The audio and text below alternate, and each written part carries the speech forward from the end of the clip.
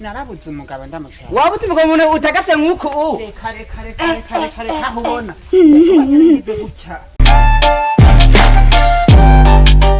Hamwe noronka umugabo nkagira gutya. Ko wumva. Yo ibintu birahari ntiwitinye heraba. Wewe ubugira umugabo. Ntiwitinye. Ndira ndakubwira.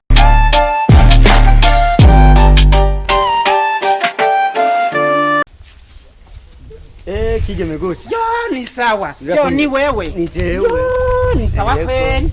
Ni sawa buhoro. Kuri Imana ndashima kweli. Ajo ndashima no Gutagase. Yo ndakama we. Yo mugabo. Habuze kimwe. Neza na neza. Icyo kintu ni giki? Narabuze umugabo ndamushaka. Waba uti umugabo umuntu utakase nk'uko Kare aho ubona. Ngize gutya. Hamwe noronka umugabo nkagira gutya. Ibintu usanga ari muzuri wa neza.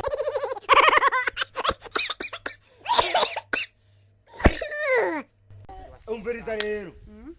Ndakubwira. Yego. Urabyumva? Umugabo ariho. Yo mbega Imana yo bizananye. Kareka. Komera. Urakomeye. Ni sawa. Na wewe. Ujya rero wa muntu kigeze. Ni sawa. Wa muntu nakubwiye. Nguyu. Yo nuyo. Nuyo. Wa msheri nagutumara. Nuyo. Ahubwo uragize neza. Wewe nta na kimwe ntacyo tuzoyaga nico pandaze sizosangira. Nimuanze muganire gato. Nawe uri umukobwa. Wewe.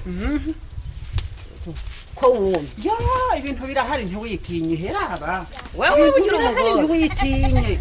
Ibintu birahari. Oy. Umujya abahungu mwe. Ntiwitinye kuba. Ndagwa muri gitenge ndagwa umukobwa. Ndira ndakubwira gatoyi ndakubari kumwe byagenze. Urabona yuko kumwe byagenze. Kiye hari umuntu yambare ngo ndare mu isekuro hanyuma ntanciye ku muhungu.